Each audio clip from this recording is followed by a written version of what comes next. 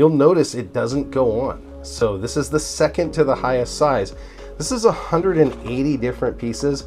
And another cool thing about this is it has adhesive lining and it's flame retardant. The first product up is from Wirefy.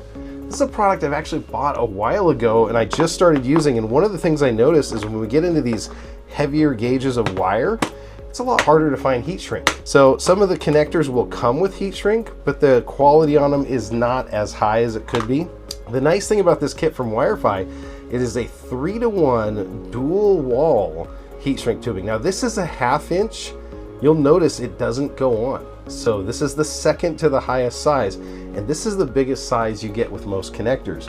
The nice thing about this Wirefy system, look at the size of that. This is a 3/4 inch diameter. It goes all the way over and covering it. So what I'm going to do is I'm actually going to heat shrink on some safety to these battery terminals on this eco-worthy battery. I'm just cutting this in half because they're so large that you can actually cut them in half.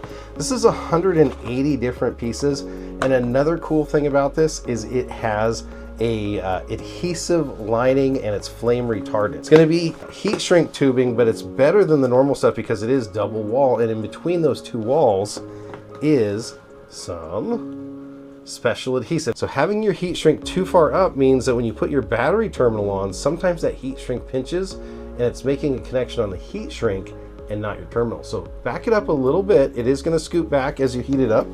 Now the neat thing about this stuff and higher quality heat shrinks is as soon as you put some heat to it, it's going to work really well. So I'm going to go ahead and turn this on and you're going to get to see how quickly this shrinks.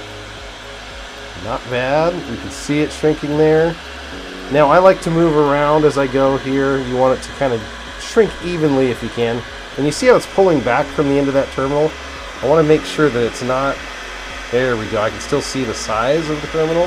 Now when it's completely done, one of the things you're going to notice is you might see a little bit of clear adhesive.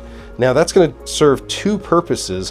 One, it's going to create an airtight seal on this, and two, it's going to make sure that this doesn't move at all, which is really nice. So that's one we did right away. We're going to heat shrink this one real quick. It's funny, I have an air conditioner running. It's blowing cold air onto one side, and then I have this heat gun here blowing hot air. So shrinking back the heat shrink. You can use a torch or something else too as well. Now this can work for car battery terminals. This has happened to be for a boat battery.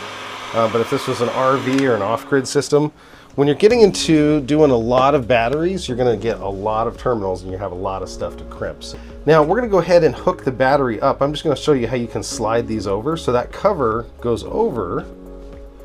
And then as I hook this battery up here, this is from eco-worthy. You can see I'm right on the edge of that heat shrink here on that terminal. I was telling you about staying back far enough. Now I should have slid this down earlier. There we go. So the nice thing about having these terminal covers is, in my situation, if I've got a wire or a tool or something and it taps or rests on this, I don't have to worry about it arcing or sparking. So these little silicone boots are kind of nice to have.